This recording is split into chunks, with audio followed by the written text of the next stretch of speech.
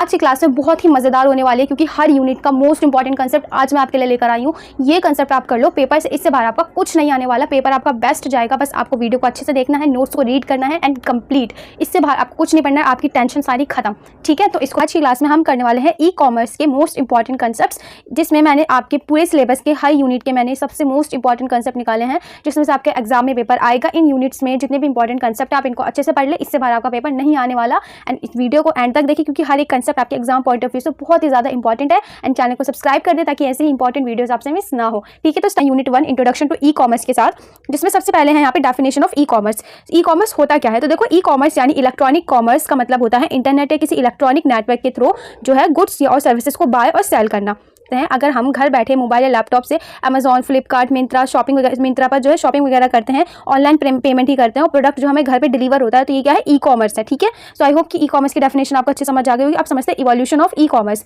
यानी किस तरीके से ई कॉमर्स का डेवलपमेंट हुआ। तो सबसे पहले बात करते हैं 1970s की। तो सबसे पहले इलेक्ट्रॉनिक डेटा इंटरचेंज यानी EDI का यूज़ हुआ था 1970s में। इसमें जो कंपनी से इलेक्ट्रॉनिक डॉक्यूमेंट का एक्सचेंज करती थी। देन उसके बाद 1990s में इसमें इंटरनेट का कमर्शियल यूज़ शुरू हुआ। यहाँ से बिजनेस ने इंटरनेट का जो है यूज़ करके कस्टमर्स तक वहाँ से पहुँचना स्टार्ट किया। देन 20s में इस पीरियड में क्या हुआ था? ई कॉमर्स बूम पर था अपने, जैसे अमेजॉन, बीपे, ईपे और जो इंडिया में के बाद में जो फ्लिपकार्ट जैसे प्लेटफॉर्म थे वो बाद में क्या हुआ? पॉपुलर हुए। देन 2010 की बात करें और जो अब तक चलता आ रहा है mobile commerce, cloud computing, artificial intelligence और सोशल कॉमर्स का जो है ज़माना आ चुका है। अब लोग मोबाइल ऐप्स, इंस्टाग्राम, फेसबुक इन सब के थ्रू क्या करते हैं? शॉपिंग करते हैं। सो अभी बात कर लेते हैं इसके फीचर्स की, इसके क्या क्या फीचर्स हैं। तो फीचर की बात करें तो सबसे पहले आता है इसमें ग्लोबल रीच, यानी बिजनेस जो है वो दुनिया के किसी भी कस्टमर तक यहाँ पहुँचाया जा सकता है। जैसे अमेजॉन है, वो डिफरेंट कंट्रीज़ में जो है अलग अलग प्रोडक्ट्स को सेल करता है। पूरे दुनिया भर में जो है बहुत सारी कंट्रीज़ में उसका यूज़ होता है। शायद ही कोई ऐसी कंट्री होगी जिसमें अमेजॉन ना चलता हो। 24/7 अवेलेबिलिटी यानी हर घंटे 7 दिन क्या रहता है? अवेलेबल रहता है। ऑनलाइन स्टोर्स जो है कभी भी बंद नहीं होते, जैसे कि आप सब जानते हैं। कस्टमर दिन हो रात हो कभी भी जो है शॉपिंग कर सकता है। आपको पता है जब आपको कोई अच्छी चीज़ लगती है, चाहे वो दिन का टाइम हो, सुबह का टाइम हो, रात का टाइम हो, आप शॉपिंग कर लेते हो, आप उस चीज़ को, प्रोडक्ट को बाय कर लेते हो। वाइड चॉइस यानी कस्टमर को एक ही प्लेटफॉर्म पर बहुत सारे ब्रांड्स और प्रोडक्ट्स यहाँ से मिल जाते हैं। कन्वीनियंस की बात करें तो घर बैठे ही शॉपिंग कर सकते हैं आप, ठीक है। मार्केट जाने की आपको जरूरत ही नहीं पड़ेगी। आजकल इतनी गर्मी हो रही है, इतनी धूप हो रही है, तो ग्रोसरी का सामान इंसान सब क्या ब्लिंकिट से मंगा रहे हैं, फ्लिपकार्ट से मंगा रहे हैं, यहाँ से मंगा रहे हैं, ठीक है, शॉप से मंगा रहे हैं। देन कॉस्ट इफेक्टिव यानी शॉप चलाने का जो खर्चा है वो भी कम हो जाता है, क्योंकि रेंट और स्टाफ का जो यहाँ पे क्या है एक्सपेंस खत्म हो रहा है। यहाँ ऑनलाइन कॉमर्स में क्या है, यहाँ पे इलेक्ट्रॉनिक कॉमर्स में क्या है, यहाँ पे आपको किसी तरीके का कोई स्टाफ नहीं रखना दुकान को संभालने के लिए। आपको बस एक गोडाउन चाहिए जिसमें आपका स्टॉक भरा होना चाहिए, आपका ऑर्डर आएगा, आपको बेचना है बस। स्पीड की बात करें तो यहाँ पे ये ऑर्डर प्लेस करता है कम टाइम में और पेमेंट भी इसमें जल्दी हो जाती है कुछ मिनट्स के अंदर, जैसे कि आप सब जानते हैं। एंड पेपरलेस है ये, यानी इसमें कोई बिल नहीं है, कोई इनवॉइस नहीं है, रिसिप्ट नहीं होती, सब कुछ क्या होता है? सब कुछ डिजिटल फॉर्म में होता है इसके अंदर, इसलिए पेपर वर्क का यहाँ पे जो है कम काम होता है। देन अब बात करते हैं ईजी कम्युनिकेशन की। तो कस्टमर और सेलर जो है वो चैट कर सकते हैं, ईमेल या कॉल के थ्रू जो ईजिली बात कर सकते हैं अपने किसके रिगार्डिंग? अपने ऑर्डर के रिगार्डिंग। सो बात करते हैं इसके एडवांटेजेस की।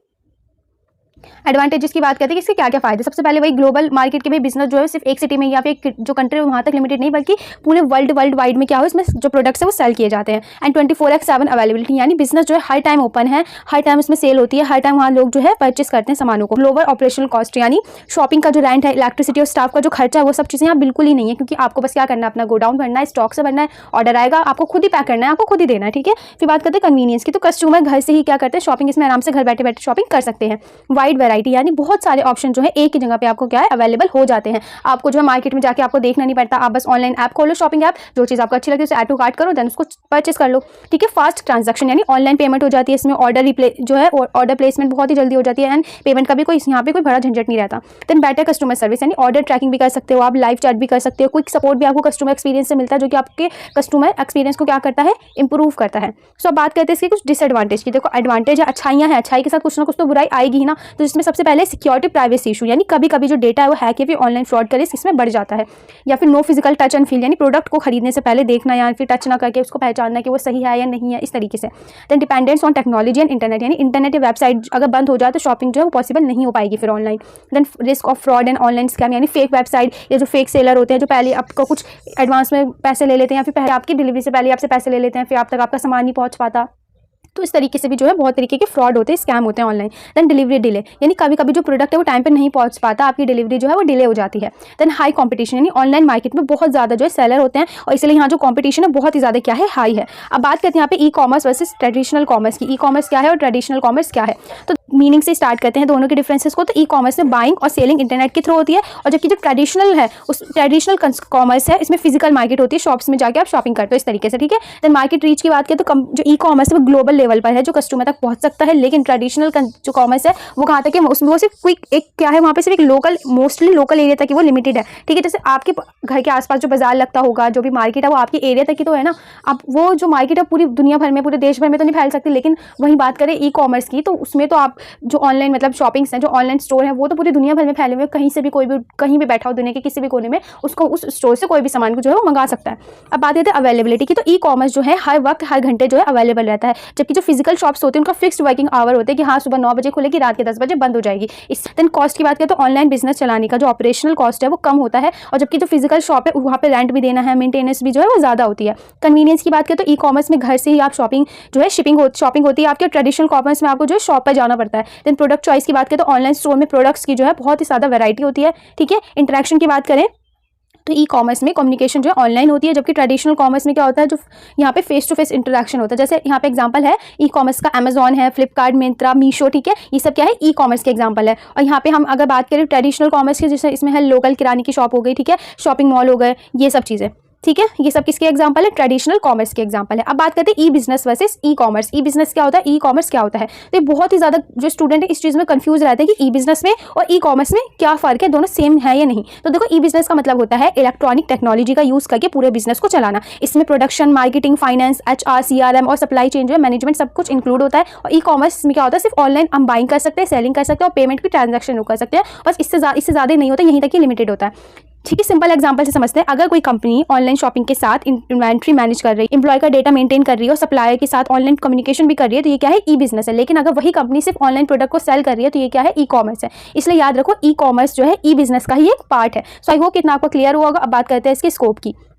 तो स्कोप की बात करते हैं जिसमें सबसे पहले आता है बिजनेस, यानी business to business, business to consumer, consumer to consumer and consumer to business. इस तरीके की इसमें क्या होती है, ट्रांजैक्शन होती है। जैसे अमेजॉन और फ्लिपकार्ट, मिंत्रा, मीशो, ठीक है, शॉपसी, ब्लिंकिट, ये सब। एजुकेशन की बात करें तो ऑनलाइन क्लासेस और डिजिटल लर्निंग प्लेटफॉर्म से बहुत सारे हैं जिसमें हम ई कॉमर्स को समझ सकते हैं। जैसे ऑनलाइन जैसे बायजूस, अनअकैडमी, ये क्या है, ऑनलाइन क्लासेस आपको मिलती है। फिर है हेल्थ केयर, तो ऑनलाइन डॉक्टर का कंसल्टेशन मिलता है। फार्मेसी होती है जैसे प्रैक्टो हो गया और टाटा MG हो गया, ये सब क्या है, ऑनलाइन हेल्थ केयर है। फिर बात करते हैं बैंकिंग एंड फाइनेंस, जैसे नेट बैंकिंग हो गया, ऑनलाइन इंश्योरेंस हो गया, ऑनलाइन इन्वेस्टमेंट हो गया जैसे SBI नेट बैंकिंग और जीरोधा। फिर बात करते हैं गवर्नमेंट की, तो यहाँ पे ई गवर्नेंस होती है, ऑनलाइन गवर्नमेंट सर्विसेज भी आपको जो है ऑनलाइन मिलती है।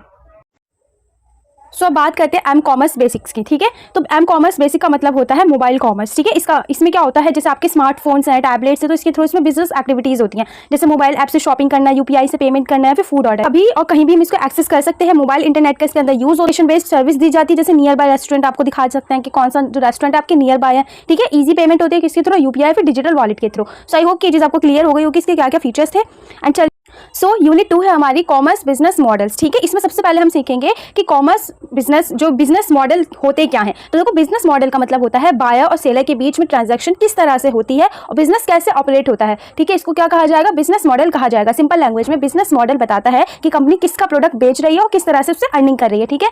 अब चलते हैं इसके मेजर मॉडल्स की तरफ, जिसमें सबसे पहले आता है हमारे पास B2B यानी बिजनेस टू बिजनेस, ठीक है। Business to business full form मैंने आपको बता दी B2B। इस मॉडल में एक बिजनेस दूसरे बिजनेस को प्रोडक्ट की सर्विस जो है वो सेल करता है। जैसे मान लो एक फैक्ट्री किसी रिटेल शॉप को 1000 शूज जो है सप्लाई करती है। यहाँ कस्टमर कोई नॉर्मल पर्सन नहीं है बल्कि एक बिजनेस है, यानी एक होलसेलर जो है एक मैन्युफैक्चरर जो एक होलसेलर को दे रहा है। तो यहाँ पे कोई भी यहाँ पे कस्टमर नहीं है, ठीक है। जैसे मान लो अलीबाबा, इंस्टामार्ट और जो ट्रेड इंडिया है, ये सब इनमें आपस में क्या होता है, जो बिजनेस होता है वो। इस मॉडल में जनरली बल्क ऑर्डर्स दिए जाते हैं, लॉन्ग टर्म रिलेशनशिप चलता है और लार्ज क्वांटिटी में जो है ट्रांजैक्शन होती है। देन उसके बाद बात करते हैं यहाँ पे सेकंड है हमारा B2C यानी बिजनेस टू कंज्यूमर, ठीक है। इसमें बिजनेस डायरेक्टली कस्टमर को प्रोडक्ट्स या फिर जो सर्विसेज है वो क्या करता है, सेल करता है। जैसे अगर आप अमेजॉन या फ्लिपकार्ट से मोबाइल ऑर्डर करते हो तो ये B2C बिजनेस होगा, यानी अमेजॉन, फ्लिपकार्ट या नाइका, ये क्या है, एक बिजनेस है जो आप कंज्यूमर तक जा रहे हैं। यानी एक यहाँ पे दुकानदार, एक शॉप है, एक शॉपकीपर या फिर मालिक ऑर्गेनाइजेशन है जो डायरेक्ट किससे कनेक्ट कर रही है, कस्टमर से कनेक्ट कर रही है, ठीक है। ये सबसे कॉमन ई कॉमर्स मॉडल होता है। उसके बाद बात करते हैं C2C की, यानी कंज्यूमर टू कंज्यूमर। इसमें एक कस्टमर अपना प्रोडक्ट किसी दूसरे कस्टमर को बेचता है। जैसे आप अपना ओल्ड मोबाइल है या फिर जो बाइक है वो OLX पे जो सेल कर रहे हो, ठीक है, और दूसरा कस्टमर उसको यूज कर रहा है, उसको परचेस कर रहा है, तो वो क्या हुआ यहाँ पे कंज्यूमर टू कंज्यूमर, जैसे OLX या फिर B-Pay, ठीक है। प्लेटफॉर्म से जो है बायर और सेलर को क्या करते हैं, कनेक्ट करते हैं। देन उसके बाद बात करते हैं हम यहाँ पे अपना C2B यानी consumer to business.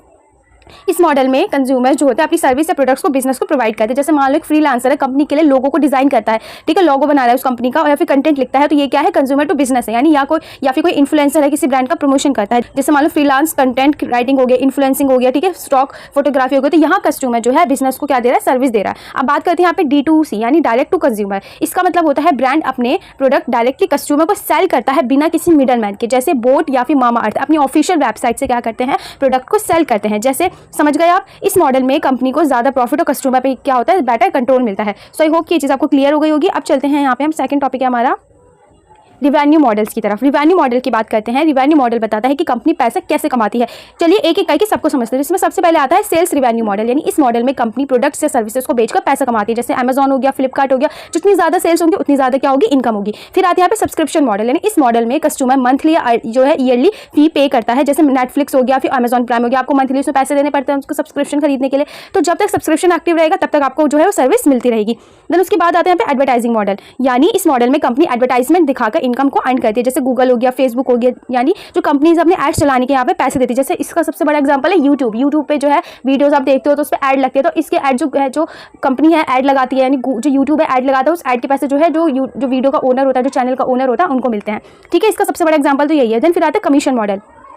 Commission model की बात करें तो इस मॉडल प्लेटफॉर्म हर ट्रांजैक्शन पर कमीशन चार्ज करता है, जैसे ऊबर, ठीक है, इस तरीके से हर बुकिंग या ऑर्डर में प्लेटफॉर्म अपना जो है परसेंटेज लेता है। देन फिर प्रीमियम मॉडल। प्रीमियम मॉडल का मतलब है बेसिक सर्विसेज फ्री होती हैं और प्रीमियम फीचर्स के लिए यहाँ पे पेमेंट करनी पड़ती है। जैसे स्पॉटिफाई हो गया, लिंक्डइन हो गया, ट्रू कॉलर हो गया, इस तरीके से, ठीक है, चैट GPT हो गया, काफ़ी सारी चीज़ें ऐसी।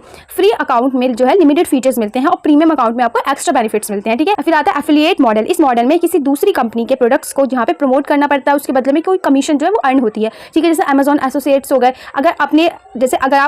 जैसे मान लो अगर आपके लिंक से कोई प्रोडक्ट परचेस करता है तो उस पर क्या मिलेगा, आपको कमीशन मिलेगा, वहां से आपकी अर्निंग होगी। सो आई होप ये चीज़ आपको क्लियर होगी। अब बात करते हैं value chain in e commerce. ठीक है, वैल्यू चेन का मतलब होता है कस्टमर तक प्रोडक्ट्स पहुंचाने के लिए जो भी स्टेप फॉलो किए जाते हैं वो क्या है, वैल्यू चेन है। ठीक है, जिसमें पहला आता है प्रोक्यूरमेंट, यानी यहाँ पे कंपनी सप्लायर से प्रोडक्ट को परचेस करती है, जैसे अमेजॉन मैन्युफैक्चरर से जो है प्रोडक्ट्स लेते हैं। फिर आता है इन्वेंट्री मैनेजमेंट, यानी यहाँ प्रोडक्ट्स को वेयर हाउस में स्टोर और मैनेज किया जाता है ताकि ऑर्डर जो है आने पर जो ईजिली वो मिल सके। देन फिर आता है website and platform management. Company अपनी वेबसाइट, मोबाइल ऐप को जो है मैनेज करती है ताकि कस्टमर जो है ईजिली प्रोडक्ट को सर्च कर सके और ऑर्डर कर सके। फिर आता है यहाँ पे ऑर्डर प्रोसेसिंग, यानी कस्टमर यहाँ ऑर्डर प्लेस करता है, कंपनी ऑर्डर को वेरीफाई करती है, पैकिंग जो है स्टार्ट करती है, पैकेजिंग स्टार्ट करती है और शिपमेंट के लिए उसको प्रिपेयर करती है। देन फिफ्थ यहाँ पे आता है डिलीवरी एंड लॉजिस्टिक्स। अब प्रोडक्ट को कस्टमर के एड्रेस तक डिलीवर किया जाता है, जैसे डिलीवरी पार्टनर जैसे ई कार्ड। बात करते हैं कस्टमर सपोर्ट, यानी डिलीवरी के बाद अगर कस्टमर को कोई भी प्रॉब्लम हो तो उसकी सपोर्ट टीम जो है उसकी हेल्प करती है, जैसे रिटर्न करना हो, रिप्लेसमेंट हो या फिर रिफंड हो। अगर वैल्यू चेन अच्छी होगी तो जो कस्टमर है उनका जो सेटिस्फैक्शन है वो भी बढ़ेगा, कॉस्ट कम होगी और कंपनी को यहाँ पे जो कॉस्ट कम होगी और जो कंपनी है उसको यहाँ पे कॉम्पिटिशन में क्या मिलेगा, एडवांटेज मिलेगा। सो आई होप कि ये चीज़ आपको क्लियर हुई होगी। अब चलते हैं अपने नेक्स्ट टॉपिक है हमारे यहाँ पे इमर्जिंग बिजनेस मॉडल, यानी टेक्नोलॉजी के साथ साथ जो नए बिजनेस मॉडल्स हैं जो आ रहे हैं अब उनको समझेंगे। जिसमें पहला है एम कॉमर्स, यानी मोबाइल फोन से शॉपिंग या फिर पेमेंट करना, जैसे अमेजॉन ऐप हो गया एंड फ्लिपकार्ट हो गया, मीशो हो गया। ठीक है, फिर बात करते हैं सोशल कॉमर्स की, तो सोशल मीडिया के थ्रू प्रोडक्ट्स को सेल करना, जैसे इंस्टाग्राम शॉप है, फेसबुक मार्केट प्लेस है, इस तरीके से। फिर आता है क्लाउड कॉमर्स, यानी क्लाउड टेक्नोलॉजी का यूज़ करके ई कॉमर्स बिजनेस को चलाना, जिसमें माइक्रोसॉफ्ट अजूर हो गया, इससे डेटा सिक्योरली जो है स्टोर होता है, वेबसाइट जो है फास्ट चलती है। फिर बात करते हैं P2P यानी पीयर टू पे, यानी इस मॉडल में दो लोग डायरेक्टली ट्रांजैक्शन करते हैं, बीच में कोई मिडल मैन नहीं होता, जैसे मान लो लीडिंग प्लेटफॉर्म्स या फिर क्रिप्टो करेंसी प्लेटफॉर्म्स। ठीक है, फिर बात करते हैं हम यहाँ पे ऑन डिमांड कॉमर्स, यानी जो कस्टमर्स हैं वो ऑर्डर करते हैं और सर्विस उन्हें जल्दी प्रोवाइड होती है, जैसे स्विगी है, जोमेटो है, डंजो है। ठीक है, यहाँ जो स्पीड है वो सबसे ज़्यादा इंपॉर्टेंट, सबसे मेन फैक्टर होता है। अब बात करते हैं इनके क्विक कंपेरिजन की, तो B2B की बात करें बिजनेस से बिजनेस। ठीक है, जैसे अलीबाबा बल्क ऑर्डर और यहाँ पे लॉन्ग टर्म रिलेशनशिप चलता है। B2C की बात करें तो बिजनेस से कंज्यूमर, यानी यहाँ पे अमेजॉन डायरेक्ट कस्टमर को परचेस सेल किया जाता है। ठीक है, डायरेक्ट कस्टमर को प्रोडक्ट जो है वो सेल किया जाता है। फिर बात है C2C यानी कंज्यूमर से कंज्यूमर, जैसे एग्जांपल OLX, जहाँ पे प्लेटफॉर्म बायर और सेलर का जो है कनेक्ट करते हैं। फिर आता है C2B यानी कंज्यूमर से बिजनेस, जैसे अपवर्क। ठीक है, कस्टमर है, बिजनेस को सर्विस प्रोवाइड करते हैं। देन फिर आता है D2C यानी ब्रांड से कंज्यूमर, एग्जाम्पल बोट, कोई मिडलमैन बीच में नहीं होता। ठीक है, इसमें जो होता है ब्रांड का अपना जो होता है कस्टमर के साथ अलग कॉन्टैक्ट होता है, अलग उनका कंट्रोल होता है इस चीज़ पर। सो आई होप कि ये सब चीज़ें आपको अच्छे से क्लियर हुई होंगी। अब चलते हैं अपनी नेक्स्ट यूनिट पे।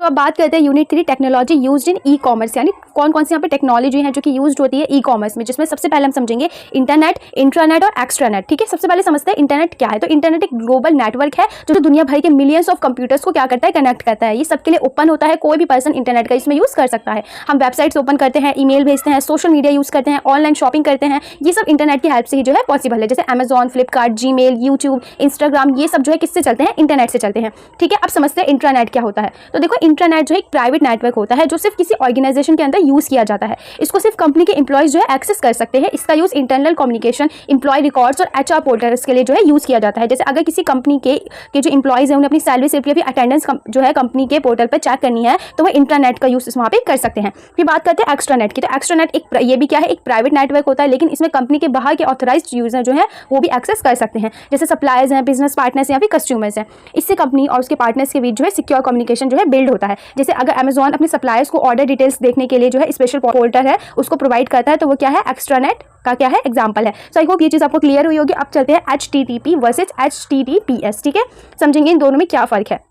तो देखो, HTTP का फुल फॉर्म है हाइपर टेक्स्ट ट्रांसफर प्रोटोकॉल। ये सिक्योर नहीं होता, इसमें डेटा इनकरप्शन नहीं होता, यानी एंड टू एंड इसमें डेटा जो है वो इनकरप्ट नहीं होता। ठीक है, इसलिए हैकर जो है डेटा को देख सकते हैं, चुरा सकते हैं। ठीक है, एंड HTTP वेबसाइट का एड्रेस जो है किससे स्टार्ट होता है, http// से स्टार्ट होता है। ये जनरली सिंपल वेबसाइट के लिए यूज किया जाता है। पोर्ट नंबर जो है इसका कितना होता है, 80 होता है। अब HTTPS की, तो ये क्या है, hyper text transfer protocol secure. ठीक है, यहाँ पे सिक्योर वर्जन है, यानी यहाँ पे एंड टू एंड इनकरप्ट होता है, ये इनकरप्शन होता है यहाँ पे, यानी इसमें कोई भी इंटरैक्ट नहीं कर सकता इसको। इसका वेबसाइट एड्रेस आप देख सकते हैं स्क्रीन पे कैसे दिखा रहे हैं। ये साइट्स ऑनलाइन बैंकिंग और पेमेंट गेटवेज के लिए यूज किया जाता है, जिसका पोर्ट नंबर 433 होता है। ठीक है, जैसे जब आप अमेजॉन या बैंक की वेबसाइट्स पर पेमेंट करते हो तो HTTPS आपकी पर्सनल इन्फॉर्मेशन को सिक्योर रखता है, इसीलिए ऑनलाइन पेमेंट करते वक्त हमेशा HTTPS वेबसाइट जो है उनका यूज करना चाहिए। अब बात करते हैं यहाँ से अपने थर्ड टॉपिक की है EDI, यानी इलेक्ट्रॉनिक डेटा इंटरचेंज। ठीक है, इसका मतलब है कि दो कंपनीज बिजनेस डॉक्यूमेंट को कंप्यूटर से के बीच क्या करती है, इलेक्ट्रॉनिक फॉर्मेट में एक्सचेंज करती हैं। इसमें पेपर डॉक्यूमेंटेशन की जरूरत नहीं पड़ती। जैसे परचेस ऑर्डर हो गया, इनवॉइस और शिपिंग डिटेल्स हो गई, इलेक्ट्रॉनिकली जो क्या होती है, सेंड की जाती है। इसके एडवांटेजेस की बात करें तो पेपर वर्क यहाँ पे कम होता है, टाइम और कॉस्ट जो है दोनों बच जाती हैं, और ह्यूमन एरर्स जो है यहाँ पे कम होती हैं, एंड बिजनेस ट्रांजैक्शन जो है वो फास्ट हो जाता है। जैसे मान लो अगर अमेजॉन ऑटोमेटिकली सप्लायर को जो है परचेस ऑर्डर भेज दे बिना किसी पेपर के, तो ये क्या है, EDI का एग्जाम्पल है। सो आई होप ये चीज़ आपको क्लियर हुई होगी। अब बात करते हैं TCP या फिर IP प्रोटोकॉल की। तो देखो, ट्रांसमिशन कंट्रोल प्रोटोकॉल, और IP का फुल फॉर्म है यहाँ पे इंटरनेट प्रोटोकॉल। ये क्या होता है, इंटरनेट कम्युनिकेशन का फाउंडेशन होता है। जब हम इंटरनेट पर डेटा भेजते हैं तो TCP उस डेटा को क्या करता है, छोटे छोटे पैकेट्स में डिवाइड कर देता है। ये पैकेट्स इंटरनेट के थ्रू ट्रैवल करते हैं डेस्टिनेशन पर। TCP उन पैकेट्स को दोबारा जो है करेक्ट ऑर्डर में क्या कर देता है, जोड़ देता है। IP का काम होता है सभी पैकेट्स को जो है सही जो है एड्रेस है वहां तक पहुंचाना। अब इसकी 4 लेयर्स होती हैं, जिसमें पहला होता है यहाँ पे नेटवर्क एक्सेस लेयर, यानी ये हार्डवेयर और फिजिकल कनेक्शन को क्या करता है, हैंडल करता है। देन सेकंड है यहाँ पे इंटरनेट लेयर, यानी ये IP एड्रेस और रूटिंग का जो है काम करता है। देन थर्ड आता है यहाँ पे ट्रांसपोर्ट लेयर, यानी ये TCP और UDP के थ्रू जो है डिलीवरी करने में क्या करता है, मैनेज करता है। देन फोर्थ आता है यहाँ पे एप्लीकेशन लेयर, यानी ये यूजर को सर्विसेज प्रोवाइड करता है इसके अंदर। ठीक है, देन की पॉइंट्स की बात करें तो TCP रिलायबल डेटा डिलीवरी करता है, एंड IP एड्रेसिंग और रूटिंग को करता है इसके अंदर, IP एड्रेसिंग और रूटिंग को करता है। और इंटरनेट पर हर कम्युनिकेशन में TCP और IP का जो है यूज होता है। अब यहाँ से हम समझते हैं HTML और XML इन ई कॉमर्स। ठीक है, तो सबसे पहले इनकी फुल फॉर्म को जानेंगे। तो HTML यानी हाइपर टेक्स्ट मार्कअप लैंग्वेज, इसका यूज जो है वेब पेजेस बनाने के लिए किया जाता है। ये जो स्ट्रक्चर और जो डिज़ाइन है उसको क्रिएट करता है। जैसे मान लो अगर अमेजॉन की वेबसाइट पर हर प्रोडक्ट की इमेज, बटन्स और शॉपिंग कार्ड जो आपको दिखते हैं वो HTML की हेल्प से जो है वो डिस्प्ले किए जाते हैं। याद रखना, देखो HTML डेटा को सिर्फ डिस्प्ले करता है। ठीक है, अब बात करते हैं XML की। तो इसका मतलब होता है एक्सटेंसिबल मार्कअप लैंग्वेज, यानी इसका यूज डेटा को स्टोर और ट्रांसफर करने के लिए किया जाता है। ये सेल्फ डिस्क्रिप्टिव होता है और डिफरेंट सिस्टम के बीच में इसमें डेटा जो है एक्सचेंज किया जाता है। जैसे अगर एक कंपनी प्रोडक्ट इन्फॉर्मेशन दूसरी कंपनी को जो है इलेक्ट्रॉनिक फॉर्मेट में भेज रही है तो वहाँ पे किसका यूज करेगी, वो XML का यूज करेगी। डिफरेंस की बात करें तो HTML जो है प्रेजेंटेशन के लिए होता है, और XML जो है डेटा को स्टोर और एक्सचेंज करने के लिए होता है।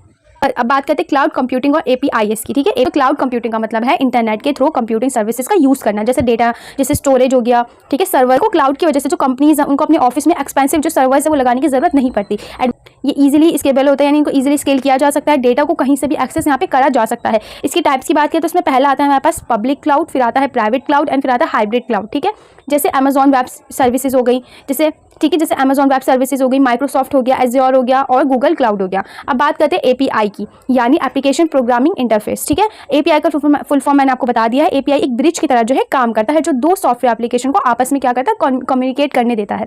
सिंपल लैंग्वेज में समझो, एपीआई दो अलग सिस्टम को आपस में कनेक्ट करता है। अब इसकी यूजेस की बात करते हो, इसमें ऑनलाइन पेमेंट्स होती हैं, लॉग इन थ्रू गूगल या फेसबुक से आप लॉग इन कर सकते हैं, इन्वेंट्री मैनेजमेंट होती है, शिपिंग सर्विसेज मिलती है। अब पेमेंट, इसमें एग्जाम्पल की बात करें, जैसे पेटीएम एपीआई हो गया, रेजर पे एपीआई हो गया। ठीक है, अगर आप किसी भी वेबसाइट पर गूगल से लॉग इन करते हैं तो या फिर ऑनलाइन पेमेंट करते हैं तो बैकग्राउंड में एपीआई क्या है, उसका यूज होता है। ठीक है, तो याद रखो, क्लाउड जो क्लाउड रिसोर्सेज प्रोवाइड करता है और एपीआई एप्लीकेशन को कनेक्ट करता है। सो आई होप ये चीज़ आपको अच्छे से क्लियर होगी। अब तो यूनिट 4 है इलेक्ट्रॉनिक गवर्नेंस। ठीक है, तो इसमें सबसे पहले हम समझेंगे ई गवर्नेंस, जिसकी मीनिंग्स और ऑब्जेक्टिव्स को समझेंगे। ठीक है, तो देखो, ई गवर्नेंस का मतलब है government information and communication technology का यूज करके जो है सिटीजन्स, बिजनेसेस और जो गवर्नमेंट डिपार्टमेंट्स हैं उनको बेटर सर्विसेज में प्रोवाइड करती है। ठीक है, सिंपल लैंग्वेज में समझो, गवर्नमेंट इंटरनेट और डिजिटल टेक्नोलॉजी का यूज करके अपनी सर्विसेज ऑनलाइन अवेलेबल करवाती है, ताकि लोगों को जो है ऑफिस के चक्कर ना लगाने पड़े। ठीक है, ई गवर्नेंस में गवर्नमेंट अलग अलग लोगों और डिपार्टमेंट के साथ जो है डिजिटली कनेक्ट होती है, जैसे गवर्नमेंट टू सिटीजन हो गया, गवर्नमेंट टू बिजनेस हो गया, government to and government to employee हो गया। जैसे मान लो पासपोर्ट अप्लाई करना है, इलेक्ट्रिसिटी बिल पे करना है, इनकम टैक्स फाइल जो है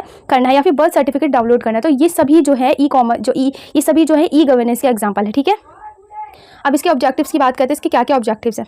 पहला ऑब्जेक्टिव इसका improve efficiency, transparency and accountability, यानी गवर्नमेंट का काम फास्ट और ट्रांसपेरेंट बनता है इससे, जैसे ऑनलाइन एप्लीकेशन स्टेटस को जो है ट्रैक करना।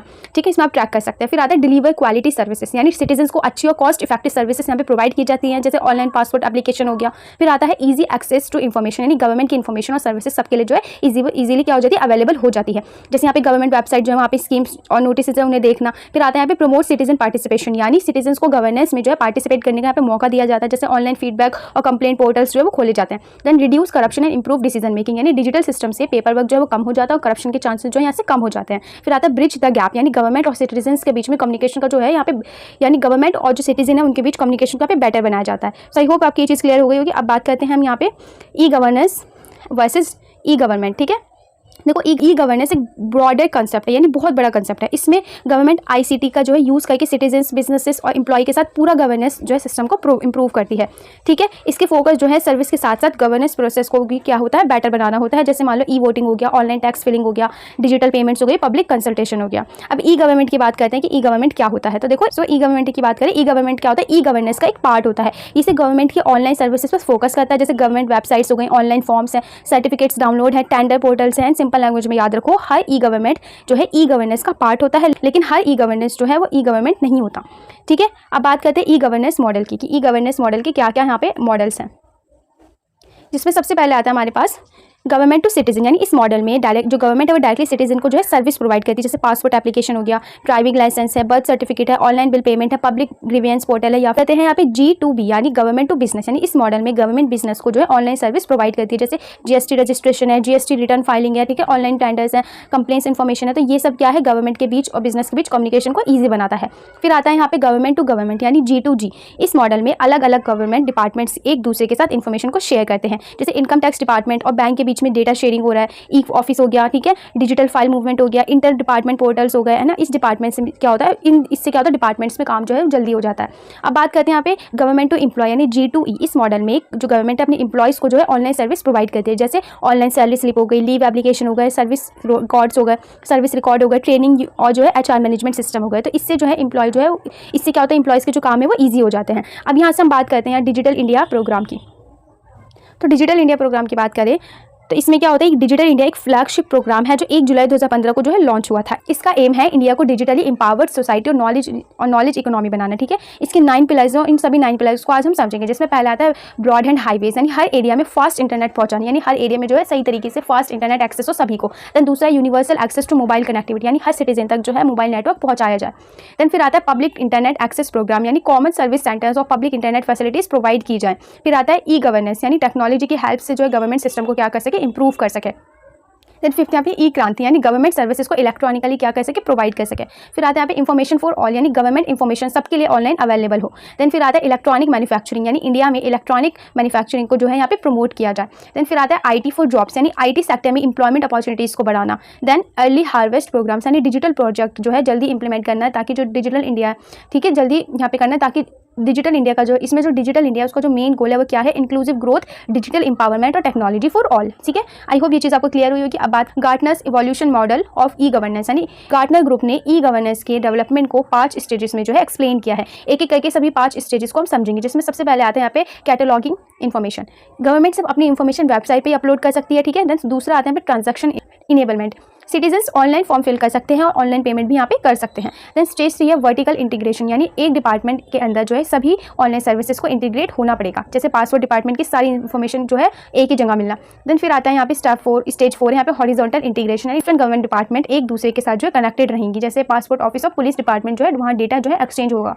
देन स्टेज 5 है फुल इंटीग्रेशन, यानी सभी गवर्नमेंट जो है डिपार्टमेंट और एक्सटर्नल सिस्टम के साथ इंटीग्रेट हो जाएगी, यानी सिटीजन्स को एक ही प्लेटफॉर्म पर सारी सर्विसेज मिल सकती हैं। इससे गवर्नेंस का सबसे एडवांस जो है स्टेज है। अब बात करते हैं यहाँ से कौन कौन से एडवांटेजेस हैं ई गवर्नेंस के। ठीक है, जिसमें सबसे पहले आता है यहाँ पे इंप्रूव्ड एफिशिएंसी, यानी गवर्नमेंट का काम यहाँ फास्ट, टाइम और जो पेपर वर्क है दोनों जो यहाँ पे कम हो जाता है। फिर बात करते हैं ट्रांसपेरेंसी की, तो सभी इंफॉर्मेशन ऑनलाइन अवेलेबल होती है, काम क्लियर और ट्रांसपेरेंट होता है। देन फिर बात करते हैं अकाउंटेबिलिटी की, तो गवर्नमेंट के काम जो है वहाँ पे इजीली मॉनिटर किए जा सकते हैं। फिर आता है बेटर सर्विस, यानी सिटीजन्स को हर दिन हर घंटे क्या मिलता रहता है, ऑनलाइन सर्विस इसमें मिलती है। देन सिटीजन एम्पावरमेंट, यानी लोग जो है ऑनलाइन फीडबैक सजेशन इसमें दे सकते हैं। देन फिर बात करते हैं कॉस्ट सेविंग की, तो गवर्नमेंट और सिटीजन दोनों मिलकर जो है टाइम को और पैसे को दोनों को बचाते हैं। सो आई होप कि ये टॉपिक यूनिट भी आपको अच्छे से क्लियर हो गई होगी। अब चलते हैं अपनी नेक्स्ट यूनिट में।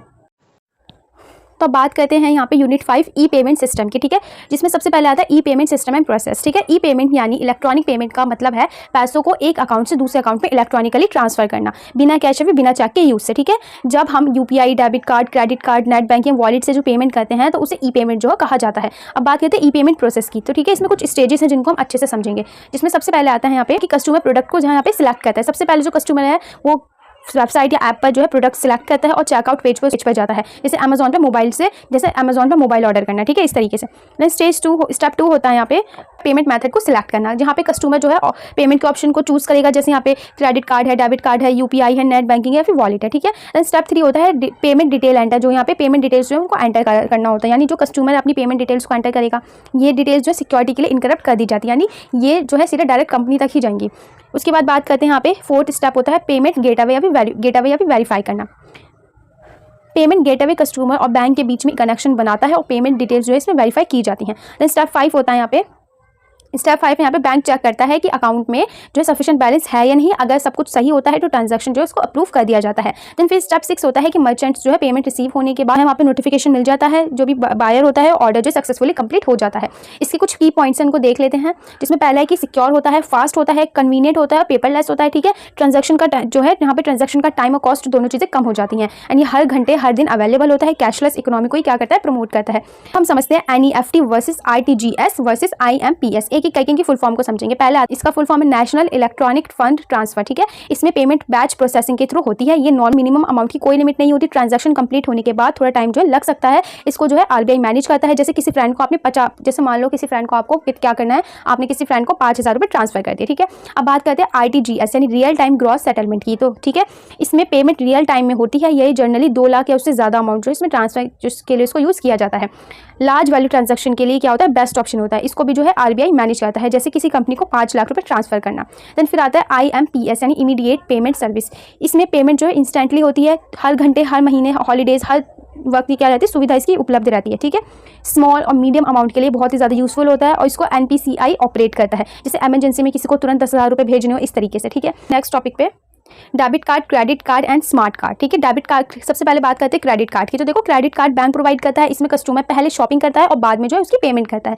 ये बैंक की क्रेडिट लिमिट पर बेस्ड होता है, जैसे SBI credit card, HDFC credit card, इस तरीके से। फिर बात करते हैं डेबिट कार्ड की। तो डेबिट कार्ड डायरेक्टली कस्टमर के बैंक अकाउंट से क्या होता है, लिंक होता है। जब पेमेंट करते हैं, जब कस्टमर जो है पेमेंट करता है तो जो पैसे हैं तुरंत अकाउंट से डिडक्ट हो जाते हैं इसमें। ठीक है, इसका यूज़ ATM विड्रॉवल और ऑनलाइन शॉपिंग जो है दोनों के लिए यूज़ होता है।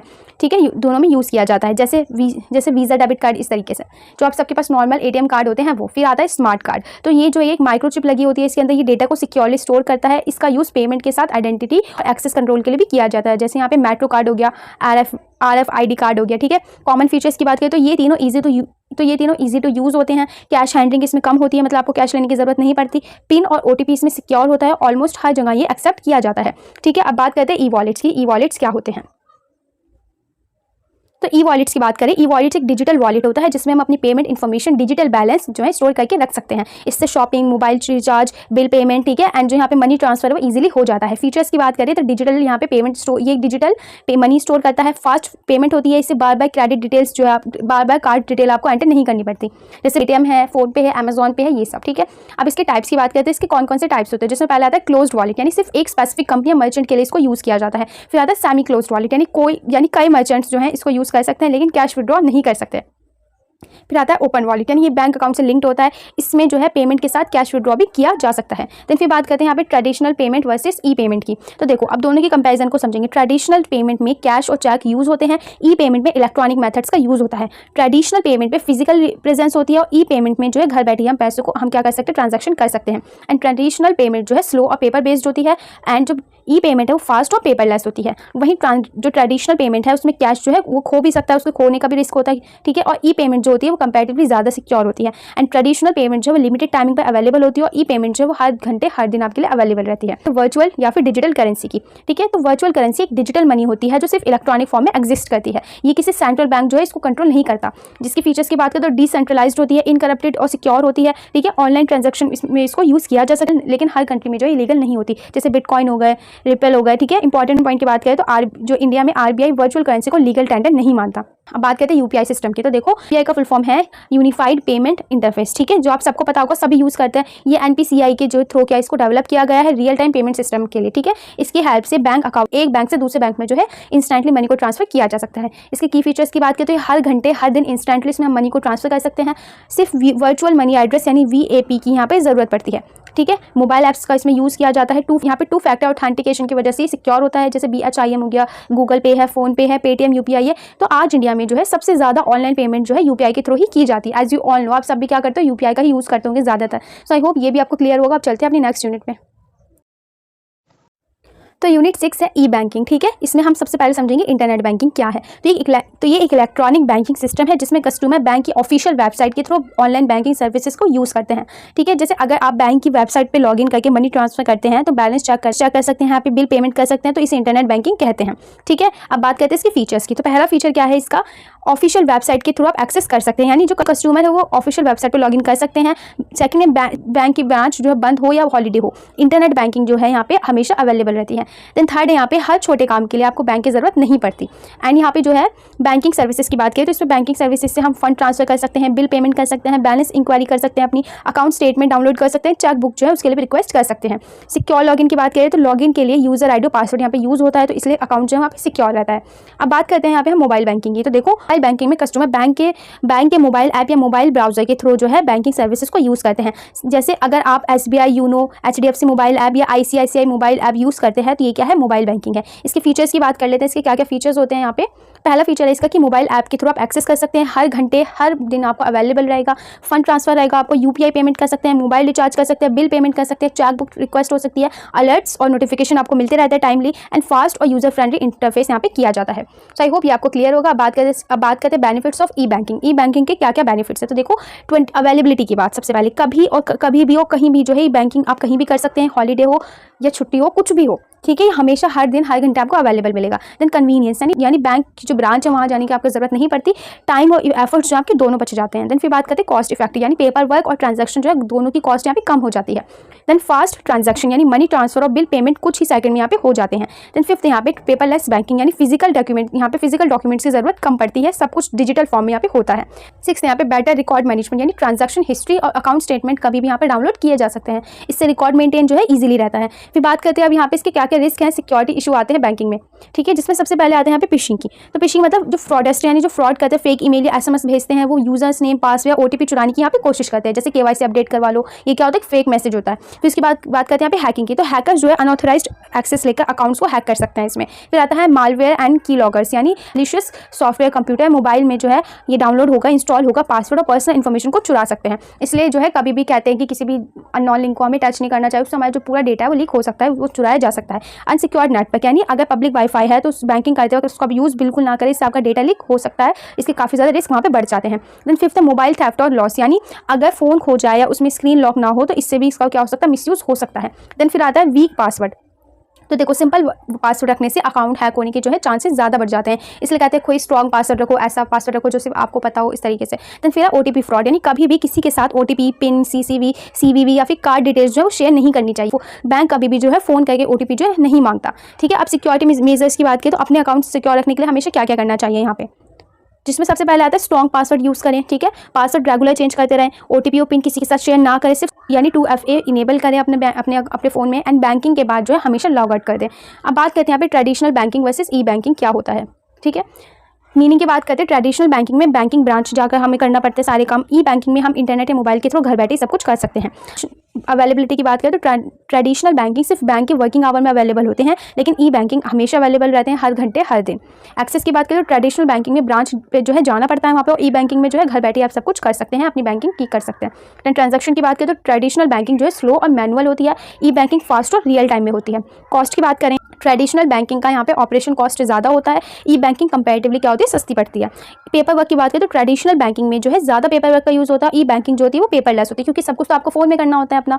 सर्विस की बात करें तो ट्रेडिशनल बैंकिंग में लिमिटेड सर्विसेज मिलती है, लेकिन ई बैंकिंग में बहुत सारी ऑनलाइन सर्विसेज आपको अवेलेबल होती हैं, ठीक है। अब सिक्योरिटी की बात करें तो ट्रेडिशनल बैंकिंग फिजिकल वेरिफिकेशन पर डिपेंड करती है, और ई बैंकिंग टेक्नोलॉजी से सिक्योर होती है, और यहाँ लेकिन साइबर थ्रेट्स का जो यहाँ पे रिस्क बना रहता है। अब बात करते हैं यहाँ पे कन्वीनियंस की, तो ट्रेडिशनल बैंकिंग में ब्रांच जाना पड़ता है, और ई बैंकिंग ज़्यादा कन्वीनियंट और फ्रेंडली होती है। अब बात करते हैं कुछ पॉपुलर ई बैंकिंग सर्विसेज की, कि कौन कौन से कुछ पॉपुलर ई बैंकिंग सर्विसेज है, जैसे कि आप देख सकते हैं नोट्स में। जैसे पहला फंड ट्रांसफर हो गया, ठीक है, UPI पेमेंट्स हो गई, बिल पेमेंट्स हो गए, मोबाइल रिचार्ज हो गया, अकाउंट स्टेटमेंट्स हो गई। तो आई होप कि ये यूनिट आपको अच्छे से क्लियर हुई होगी। अब चलते हैं अपनी नेक्स्ट यूनिट पे।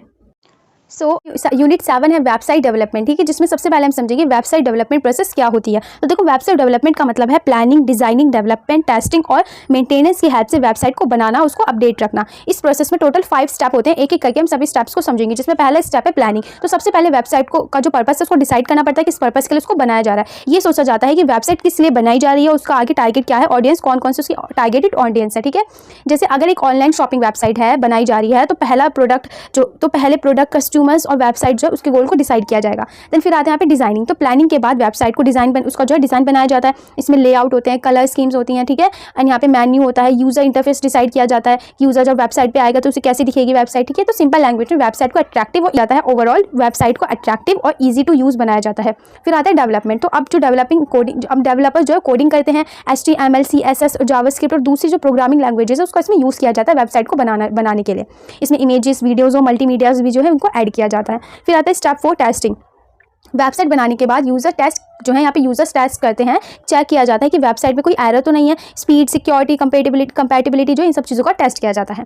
अब बात फिर आता है स्टेप 5 डिप्लॉयमेंट एंड मेंटेनेंस, यानी टेस्टिंग कंप्लीट होने के बाद वेबसाइट को इंटरनेट पर जो है पब्लिश कर दिया जाता है। उसके बाद टाइम टू टाइम अपडेट्स होते हैं, बग फिक्सिंग होती है एंड मेंटेनेंस की जाती है। की पॉइंट्स की बात करें तो एक अच्छी वेबसाइट यूजर फ्रेंडली होनी चाहिए, फास्ट होनी चाहिए, ठीक है, एंड सिक्योर होनी चाहिए, रिस्पॉन्सिव होनी चाहिए, यानी मोबाइल और कंप्यूटर दोनों में जो है सही से चलनी चाहिए।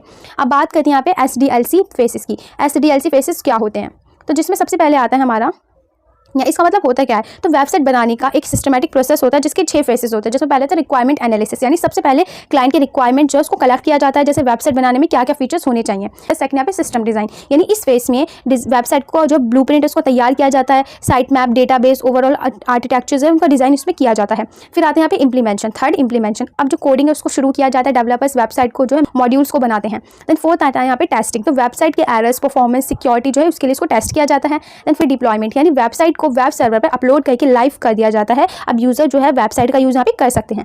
तो 6 आता है यहाँ पे मेंटेनेंस। वेबसाइट को रेगुलरली अपडेट किया जाता है, बग्स जो उनको फिक्स किया जाता है और नए फीचर्स को उसमें ऐड किया जाता है। सो आई होप कि सारी प्रोसेस आपको क्लियर हो गई होगी। अब चलते हैं अपने नेक्स्ट टॉपिक पे, स्टैटिक वर्सेस डायनामिक वेबसाइट। तो अब देखते हैं स्टैटिक और डायनामिक वेबसाइट पे क्या डिफरेंसेस है। तो पहले बात करते हैं स्टैटिक वेबसाइट की। तो ये वेबसाइट जो है कंटेंट को फिक्स करती है, कंटेंट तब तक जो है चेंज नहीं होता जब तक जो है मैनुअली उसको एडिट ना किया जाए। ये HTML और CSS से बनाई जाती है, सभी यूजर्स को सेम इन्फॉर्मेशन इसमें दिखाई जाती है। ये कम इंटरैक्टिव होती है, जैसे यहाँ पे पोर्टफोलियो वेबसाइट हो गई, कंपनी ब्राउचर वेबसाइट हो गई, ये सब। अब बात करते हैं यहाँ पे डायनामिक वेबसाइट की। तो इसमें कंटेंट जो है ऑटोमेटिकली चेंज होता रहता है, ये यूजर्स और डेटाबेस के अकॉर्डिंग डिफरेंट इन्फॉर्मेशन को दिखाती है। इसमें HTML, CSS के साथ जावास्क्रिप्ट, PHP, ASP, NET या फिर पाइथन का इसमें यूज़ किया जाता है। ये सबसे ज़्यादा इंटरैक्टिव और फ्लेक्सिबल होती है, जैसे अमेजॉन है, फेसबुक है, इंस्टाग्राम है, ब्लॉग्स है, ई-कॉमर्स वेबसाइट्स हैं, ठीक है। अब इनके डिफरेंसेस की बात करें तो स्टैटिक वेबसाइट में डेटाबेस की ज़रूरत नहीं होती। डायनेमिक वेबसाइट में डेटाबेस जो उसकी रिक्वायरमेंट पड़ती है। स्टैटिक वेबसाइट मैनुअली अपडेट होती है और डायनेमिक वेबसाइट ऑटोमेटिकली क्या होती है, अपडेट हो जाती है। एंड स्टैटिक वेबसाइट जो है कम कॉस्ट लगता है उसमें, लेकिन डायनेमिक वेबसाइट जो है वो ज़्यादा कॉस्टली होती है। फिर बात करते हैं स्टैटिक वेबसाइट तो ज़्यादा सिक्योर होती है और डायनेमिक वेबसाइट में फीचर्स ज़्यादा होते हैं, लेकिन सिक्योरिटी चैलेंजेस इसमें क्या होते हैं, ज़्यादा होते हैं, मतलब यहाँ पे रिस्क होता है। अब तो बात करते हैं यहाँ पे domain name and website planning की। तो देखो डोमेन नेम क्या होता है, डोमेन नेम वेबसाइट का एक यूनिक एड्रेस होता है, जैसे www.google.com या फिर www.amazon.in। तो इस एड्रेस की हेल्प से यूज़र वेबसाइट तक पहुंच सकते हैं। टाइप ऑफ डोमेन की बात करें तो इसमें टॉप लेवल डोमेन आता है, जैसे .com, .org, .net, .in। और सेकंड लेवल डोमेन की बात करें जैसे google.com में जो सिर्फ गूगल है वो सेकंड लेवल पे डोमेन है, ठीक है। अब वेबसाइट प्लानिंग की बात करते हैं। यहाँ पे वेबसाइट प्लानिंग क्या होता है, तो वेबसाइट बनाने से पहले जो है प्लानिंग करनी पड़ती है, वो चीज़ ज़रूरी होती है। जैसे प्लानिंग में डिसाइड किया जाता है वेबसाइट का पर्पस क्या होगा, टारगेट ऑडियंस कौन होगी, वेबसाइट का स्ट्रक्चर और नेविगेशन कैसा होगा, कौन कौन से फीचर्स इसमें ऐड होंगे और कौन सी टेक्नोलॉजीज़ और प्लेटफॉर्म्स इसमें यूज़ होगा, का इसमें यूज़ किया जाएगा, कितने टाइम और बजट में और कितना टाइम और इसमें बजट जो है वो लगने वाला है। और अच्छी प्लानिंग से वेबसाइट जो सक्सेसफुली बन जाती है। CMS यानी कॉन्टेंट मैनेजमेंट सिस्टम की, ठीक है। तो CMS का फुल फॉर्म मैंने आपको बता दिया है। ये एक सॉफ्टवेयर है जिससे वेबसाइट का कंटेंट क्रिएट, एडिट और मैनेज किया जाता है बिना किसी कोडिंग के। यानी अगर किसी पर्सन को प्रोग्रामिंग नहीं आती तब भी वो CMS की हेल्प से वेबसाइट बनाकर उसको मैनेज कर सकता है। इसके फीचर्स की बात करते हैं, इसके क्या क्या फीचर्स होते हैं। तो कंटेंट को इजीली क्रिएट और मैनेज करता है, ठीक है। प्रोग्रामिंग नॉलेज की यहाँ पे जरूरत नहीं पड़ती। मल्टीपल यूजर्स एक ही वेबसाइट को मैनेज यहाँ पे कर सकते हैं। टेम्पलेट्स और जो प्लगइन्स हैं वो अवेलेबल होते हैं। टाइम और कॉस्ट दोनों जो है बच जाती है। अब पॉपुलर CMS प्लेटफॉर्म की बात करें, जैसे वर्डप्रेस हो गया, जोमला हो गया, ड्रूपल हो गया, विक्स हो गया, ठीक है, स्क्वायर्स स्पेस हो गया। तो इनमें से जो है वर्डप्रेस जो है दुनिया का सबसे पॉपुलर CMS है, ठीक है। इसका use blogs, business websites, portfolio websites और ई-कॉमर्स वेबसाइट्स बनाने के लिए किया जाता है। सो आई होप कि ये चीज़ आपको क्लियर हुई होगी। अब चलते हैं हमने नेक्स्ट यूनिट पे। तो यूनिट 8 इलेक्ट्रॉनिक कॉमर्स सॉफ्टवेयर, ठीक है, जिसमें सबसे पहले हम समझेंगे शॉपिंग कार्ट सॉफ्टवेयर क्या होता है। तो देखो, तो शॉपिंग कार्ट सॉफ्टवेयर एक ऐसा एप्लीकेशन है जो कस्टमर को प्रोडक्ट सेलेक्ट करने में, उन्हें वर्चुअली कार्ट में ऐड करना और चेकआउट तक पहुंचाने में हेल्प करता है। यानी जब आप अमेजॉन ऐप पर या फ्लिपकार्ट ऐप पर कोई भी प्रोडक्ट जो है ऐड टू कार्ट करते हैं तो वही शॉपिंग कार्ट सॉफ्टवेयर का यहाँ पे काम होता है। इसके की फंक्शंस की बात करें, पहला है यहाँ पे ऐड, अपडेट और रिमूव आइटम्स। पहले स्टेप की बात करें तो इसमें क्या होता है, ऐड, अपडेट और रिमूव आइटम। यानी कस्टमर अपनी कार्ट्स में जो है प्रोडक्ट को ऐड कर सकता है, क्वांटिटी चेंज या फिर उनको रिमूव भी कर सकता है, ठीक है। जैसे अगर आप एक टी-शर्ट ऐड करते हैं, बाद में 2 टी-शर्ट ऐड करते हैं, शॉपिंग कार्ट सॉफ्टवेयर जो है क्वांटिटी को वहाँ पे अपडेट कर देगा। अब सेकंड यहाँ पे टोटल कॉस्ट को यहाँ पे कैलकुलेट करना, यानी ये सॉफ्टवेयर ऑटोमेटिकली टोटल अमाउंट को कैलकुलेट करके आपको दे देता है। अगर GST या डिलीवरी चार्जेस होते हैं तो वो भी वहाँ पे ऐड कर दिए जाते हैं एंड स्क्रीन पर आपको शो भी किए जाते हैं। तो कस्टमर कूपन कोड जो है उसका यूज़ करता है तो सॉफ्टवेयर जो है डिस्काउंट को वहाँ पे कैलकुलेट करता है। जिससे मान लो कूपन है आपका सेव 10 लगाने पर जो होगा आपको 100 रुपये का यहाँ पे डिस्काउंट मिल जाएगा। अब बात करते हैं यहाँ पे फोर्थ है शिपिंग ऑप्शंस मैनेज करना। तो यहाँ पे स्टैंडर्ड डिलीवरी या एक्सप्रेस डिलीवरी जो है यहाँ पे चूज कर सकता है, ये उसके हाथ में होता है। यहाँ पे सिक्योर पेमेंट तक लेके जाता है, कैसे कि चेकआउट के बाद कस्टमर को पेमेंट पेज पर सेफली रिडायरेक्ट कर दिया जाता है। जैसे शॉपिंग कार्ट सॉफ्टवेयर के पॉपुलर एग्जांपल्स है वू कॉमर्स हो गया, मैगेंटो हो गया, ओपन कार्ट हो गया, शॉपिफाई हो गया, ठीक है। अब बात करते हैं यहाँ पे मर्चेंट सर्वर की। मर्चेंट सर्वर क्या होता है, देखो ये ई-कॉमर्स वेबसाइट का मेन सर्वर होता है जो वेबसाइट के बिजनेस ऑपरेशन को हैंडल करता है। यानी ये वेबसाइट का ब्रेन होता है जो कस्टमर के रिक्वेस्ट को प्रोसेस करता है। जिसका पहला फंक्शन होता है प्रोडक्ट और कस्टमर के डेटा को स्टोर करना। ये सभी सर्वर प्रोडक्ट्स जो होते हैं, ये सर्वर प्रोडक्ट्स के इन्फॉर्मेशन कस्टमर के डिटेल को स्टोर करके रखता है। देन फिर आता है बिजनेस लॉजिक को प्रोसेस करना, यानी कस्टमर ने क्या ऑर्डर किया, कितनी क्वांटिटी में चाहिए, ये सब कौन प्रोसेस करता है, मर्चेंट सर्वर। फिर आते हैं यहाँ पे ऑर्डर प्रोसेसिंग और जो इन्वेंट्री है उसको मैनेज करना। इसमें ऑर्डर रिसीव होने के बाद तक जो स्टॉक की अपडेट होती है वो अपडेट करता है। ऑर्डर किस प्रोडक्ट का स्टॉक खत्म हो गया तो वो आपको वहाँ पे अपडेट दी जाती है। देन फोर्थ है यहाँ पे पेमेंट गेटवे से कम्युनिकेशन, यानी जो मर्चेंट सर्वर पेमेंट गेटवे के साथ कनेक्ट होकर जो है पेमेंट को वेरीफाई करता है। देन कस्टमर का डेटा सिक्योर रखता है और जो अनऑथोराइज्ड एक्सेस है उससे प्रोटेक्ट करता है। अब टेक्नोलॉजीज यूज, यानी कौन कौन सी टेक्नोलॉजीज जो है इसके अंदर यूज़ की जाती हैं, ठीक है। जिसमें सबसे पहले यहाँ पे PHP, जावा, NET, ठीक है, पाइथन, नोट्स, JS, तो ये सारी जो टेक्नोलॉजीज इनका जो है यूज़ किया जाता है। अब बात करते हैं यहाँ पे पेमेंट गेटवे की। पेमेंट गेटवे एक ऐसी सर्विस है जो ऑनलाइन पेमेंट को ऑथराइज और सिक्योर करती है, ठीक है। ये कस्टमर, मर्चेंट्स और बैंक के बीच में एक ब्रिज की तरह काम करती है। जिसमें पहला आता है हाउ टू पे गेटवे वर्क। स्टेप 1 होता है इसका कि कस्टमर ऑर्डर प्लेस करता है। देन स्टेप 2 होता है पेमेंट डिटेल्स पेमेंट गेटवे को जो है भेजी जाती है। देन स्टेप 3 में क्या होता है, गेटवे बैंक से पेमेंट को वेरीफाई करता है। एंड स्टेप 4 में अगर पेमेंट सक्सेसफुल हो जाती है तो ऑर्डर वहाँ पे कंफर्म हो जाता है, ठीक है। पॉपुलर पेमेंट गेटवे की बात करें जैसे पेटीएम हो गया, रेजर पे हो गया, ठीक है, CC Venue हो गया, इंस्टामोजो हो गया, ठीक है, ये सब। अब बात करें कैटलॉग मैनेजमेंट की, ठीक है। कैटलॉग मैनेजमेंट क्या होता है, तो देखो कैटलॉग मैनेजमेंट सॉफ्टवेयर वेबसाइट के प्रोडक्ट्स की इन्फॉर्मेशन को ऑर्गेनाइज और मेंटेन करके रखता है। मतलब वेबसाइट पर जो प्रोडक्ट लिस्ट दिखाई देती है उसको मैनेज करने का काम कौन करता है? कैटलॉग मैनेजमेंट करता है। इसकी की एक्टिविटीज़ की बात करें तो इसमें न्यू प्रोडक्ट्स को ऐड करा जाता है, प्रोडक्ट्स डिटेल को अपडेट करा जाता है, कैटेगरीज को मैनेज किया जाता है। जैसे इलेक्ट्रॉनिक्स अलग है, फैशंस वाले अलग है, बुक्स वाले अलग है, होम एप्लीकेशंस यहाँ पे अलग हैं। ठीक है, फिर बात करते हैं इन्वेंट्री को ये मैनेज करके रखता है, मेंटेन करे जाते हैं उसकी सारी इन्फॉर्मेशन को, उनकी अवेलेबिलिटी को कि कौन सा स्टॉक में है, कौन सा स्टॉक में नहीं है। प्राइस और ऑफर्स को सेट करना होता है, यानी डिस्काउंट कितना चल रहा है, स्पेशल ऑफर किस पे कहाँ कैसे मैनेज करना है। देन इमेजेस और जो डिस्क्रिप्शन है उसको अपलोड करना, यानी हर प्रोडक्ट की फोटो और डिस्क्रिप्शन को यहाँ पे अपलोड किया जाता है।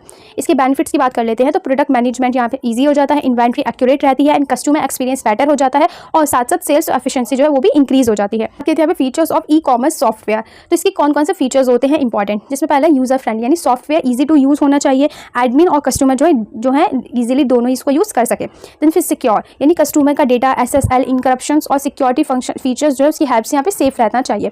स्केलेबिलिटी, यानी बिजनेस बढ़ने पर सॉफ्टवेयर ईजिली ज़्यादा ट्रैफिक और ऑर्डर्स यहाँ पे हैंडल कर सके।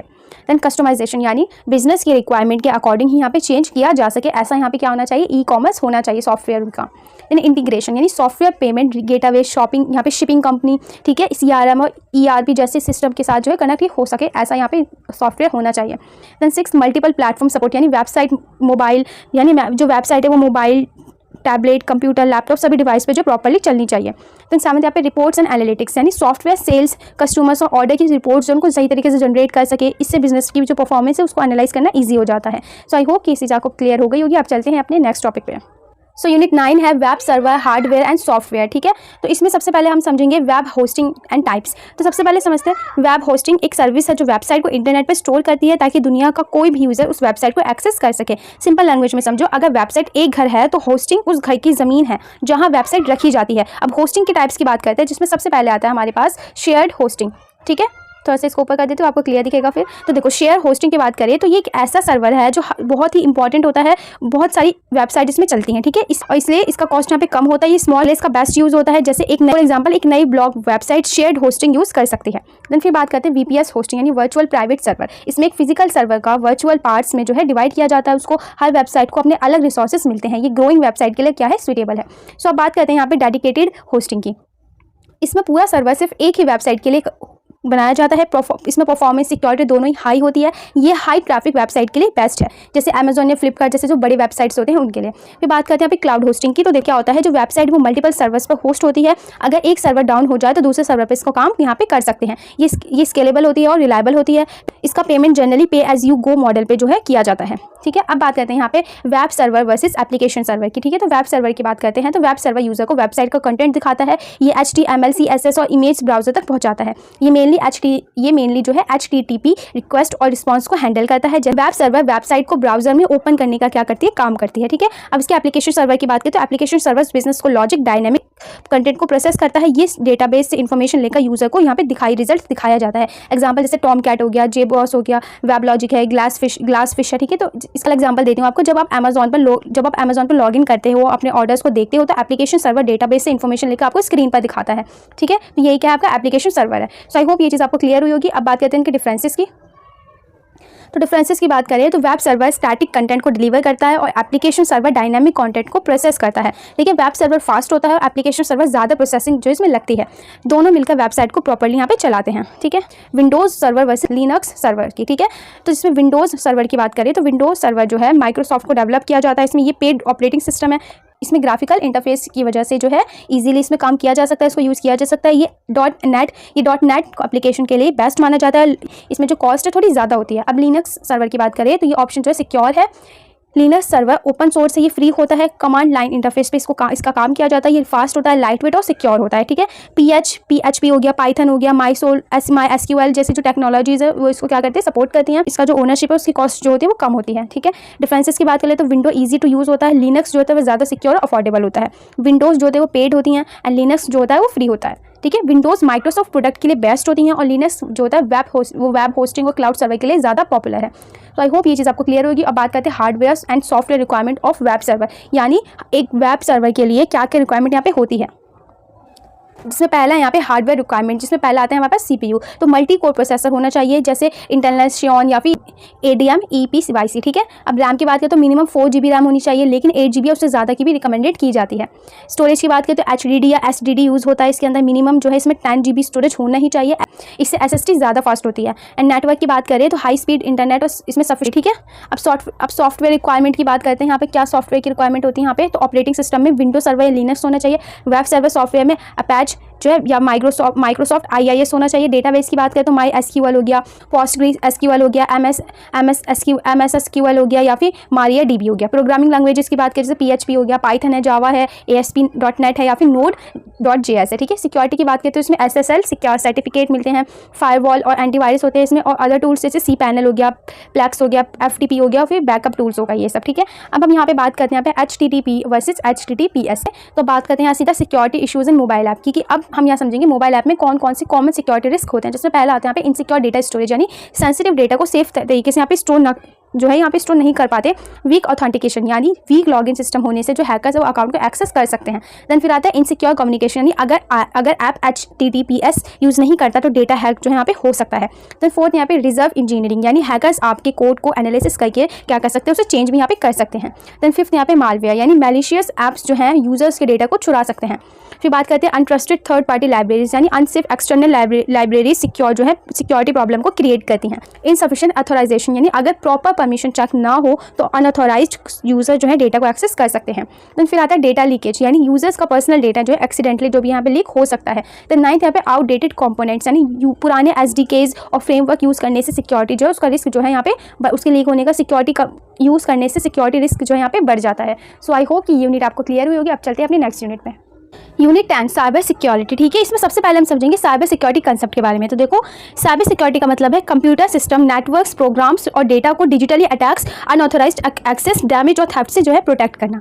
यानी सिंपल लैंग्वेज में समझो, जैसे हम अपने घर की सिक्योरिटी के लिए लॉक्स लगाते हैं, ताले लगाते हैं, वैसे ही कंप्यूटर और इंटरनेट की सिक्योरिटी के लिए भी जो है साइबर सिक्योरिटी है उसको यूज़ किया जाता है, ठीक है। इसके ऑब्जेक्टिव्स की बात करें तो इसमें सबसे पहले आता है कॉन्फिडेंशियलिटी। इसका मतलब है कि इन्फॉर्मेशन सिर्फ ऑथराइज्ड पर्सन जो है वही देख सकता है। जैसे अगर आपका बैंक पासवर्ड है सिर्फ आपको इसके बारे में पता होना चाहिए। इंटीग्रिटी का मतलब है डेटा एक्यूरेट और करेक्ट रहना चाहिए, कोई भी अनऑथराइज्ड पर्सन उसमें जो है चेंज नहीं कर सके। जैसे बैंक अकाउंट बैलेंस जो है कोई भी हैकर आपका चेंज नहीं कर सकता। फिर बात करते हैं अवेलेबिलिटी की। तो अवेलेबिलिटी का मतलब है कि जब भी ज़रूरत हो डेटा और सर्विस अवेलेबल होनी चाहिए। जैसे ATM हो गया, ऑनलाइन बैंकिंग हो, ये क्या हो गई, हर दिन हर घंटे आपके लिए अवेलेबल होनी चाहिए।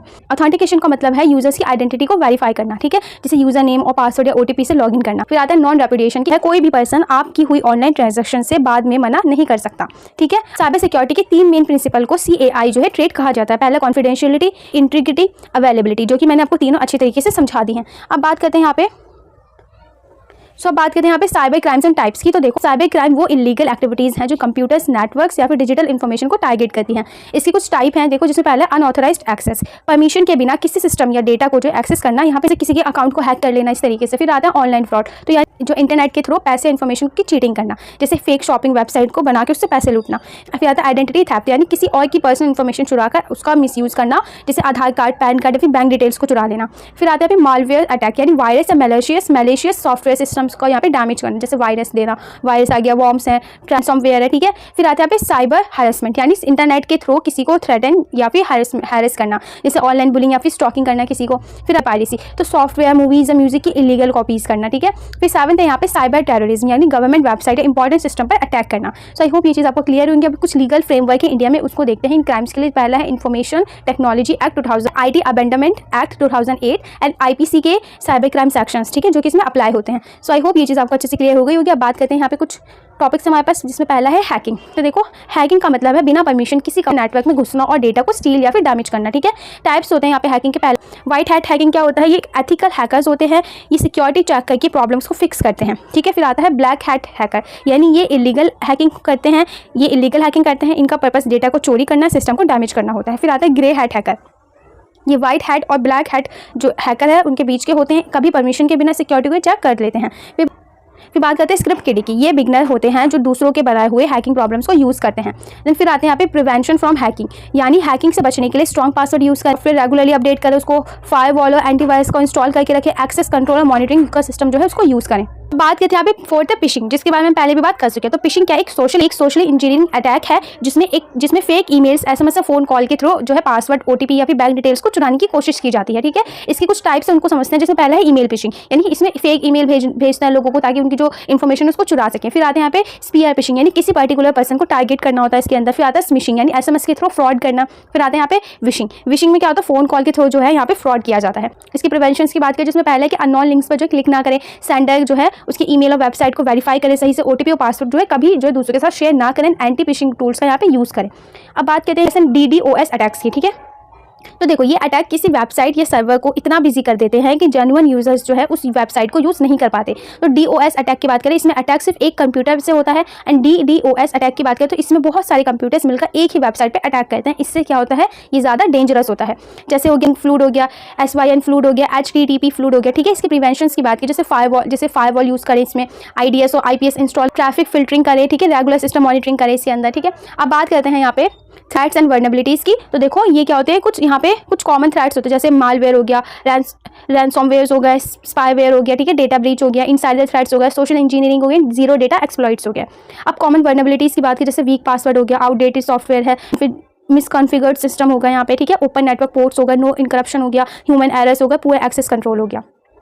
अब थ्रेट्स वर्सेस वर्नेबिलिटीज़ की बात कर लेते हैं। तो ये क्या है, तो देखो थ्रेट्स वो चीज़ है जो डैमेज कर सकती है, वर्नेबिलिटीज सिस्टम की वो वीकनेस है जो जिसका फ़ायदा उठा के जो थ्रेट्स का अटैक किया जा सकता है। जैसे बेस्ट प्रैक्टिसेस की बात करें तो साइबर सिक्योरिटी मेंटेन करने के लिए सिस्टम और सॉफ्टवेयर को अपडेट रखें, स्ट्रॉन्ग पासवर्ड और मल्टी फैक्टर ऑथेंटिकेशन यानी MFA का यूज़ करें, इसमें सेंसिटिव डेटा को इनकरप्ट रखें, एंड रेगुलर सिक्योरिटी ऑडिट और अवेयरनेस को यहाँ पे ट्रेनिंग करें। सो आई होप कि आपको क्लियर होगा। अब चलते हैं अपने नेक्स्ट यूनिट पे।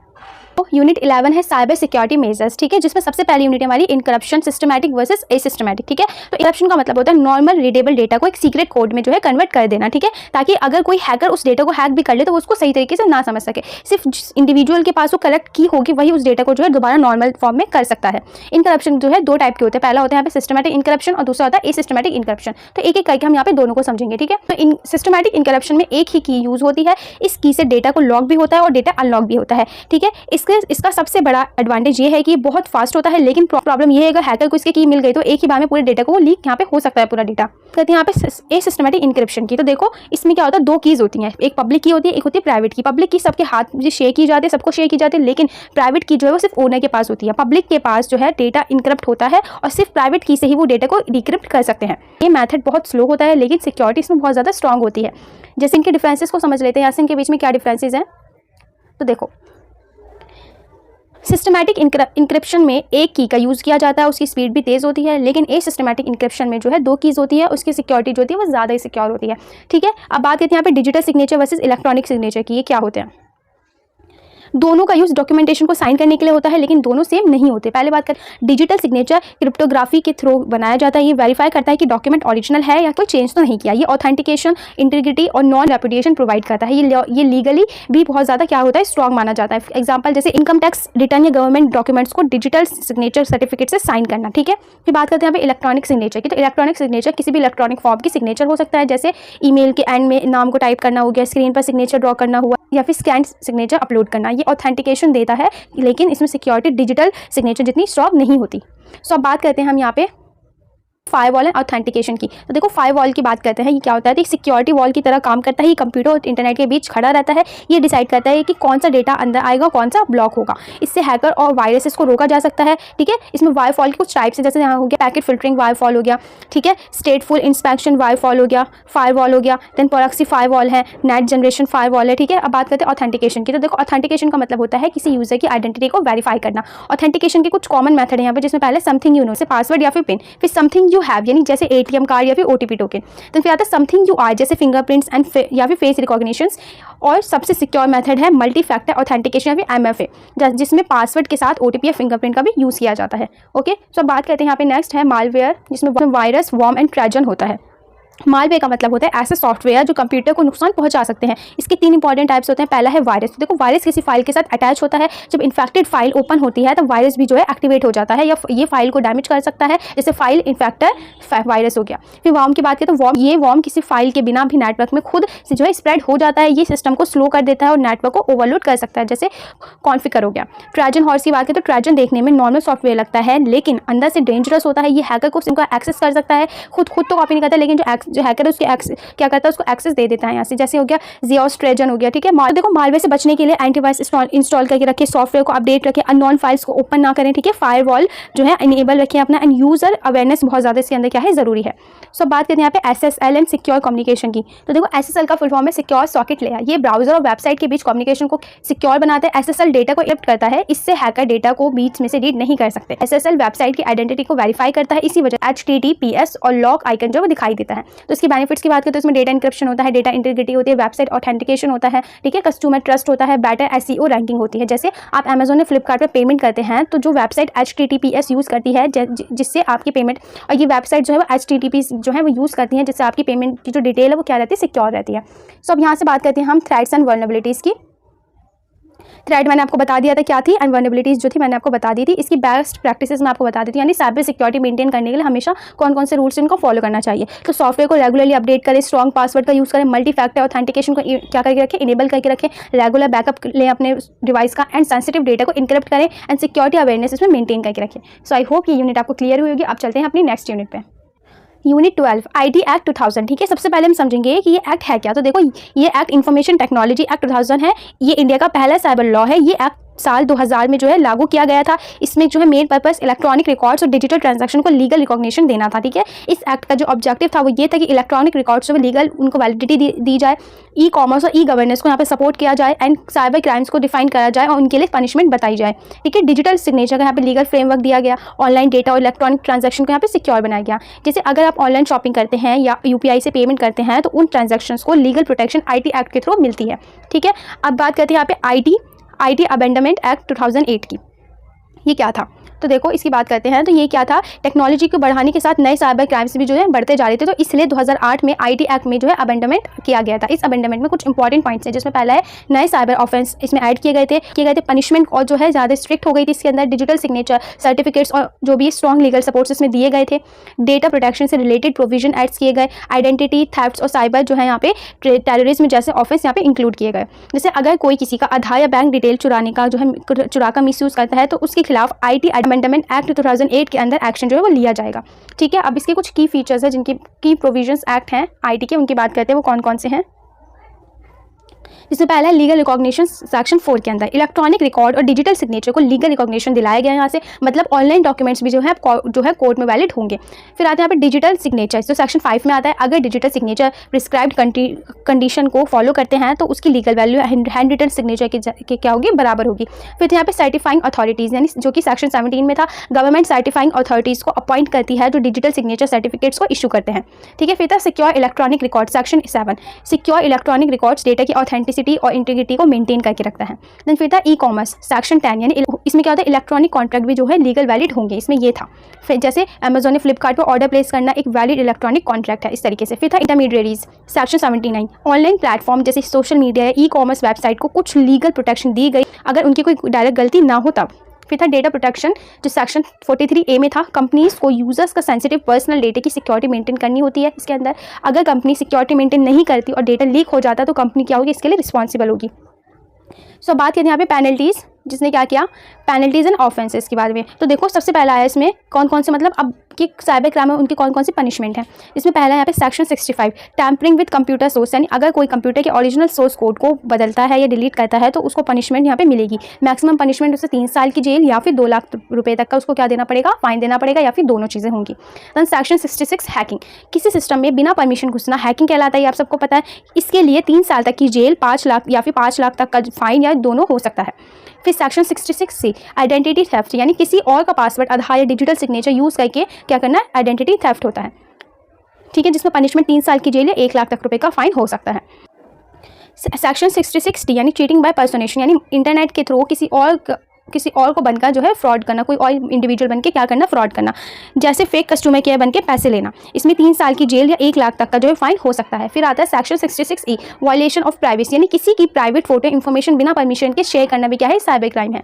फिर है सेक्शन 66F जो कि साइबर टेररिज्म है। अगर कोई साइबर अटैक इंडिया की सिक्योरिटी या नेशनल इंफ्रास्ट्रक्चर को नुकसान पहुंचाता है तो इसे साइबर टेररिज्म कहा जाता है। इसमें लाइफ इंप्रिजमेंट तक की जो है पनिशमेंट हो सकती है। फिर बात करते हैं सेक्शन 67 इंटरनेट पर ऑब्सेंस या लीगल या फिर इलीगल कंटेंट जो है पब्लिश करना भी क्या है, पनिशेबल ऑफेंस है। फिर बात करते हैं सेक्शन 67B की, तो चाइल्ड पोर्नोग्राफी से जो रिलेटेड कंटेंट है उसको पब्लिश करना या शेयर करना भी क्या है, बहुत बड़ा सीरियस ऑफेंस है। देन फिर है सेक्शन 43A, तो सेंसिटिव पर्सनल डेटा को प्रोटेक्ट ना करने पर जो कंपनी को कॉम्पेंसेशन है इसमें देना पड़ेगा। कुछ कॉमन साइबर ऑफेंस है जिनकी बात करती हूँ मैं यहाँ पे। तो यहाँ पे कुछ कॉमन साइबर ऑफेंस है, जैसे यहाँ पे है वायरस या फिर मालवेयर स्प्रेड करना, ठीक है, फिशिंग या फिर ऑनलाइन फ्रॉड करना, रैनसॉमवेयर अटैक हो गया, वेबसाइट हैकिंग हो गया, फिर डाटा थेफ्ट हो गया, ठीक है।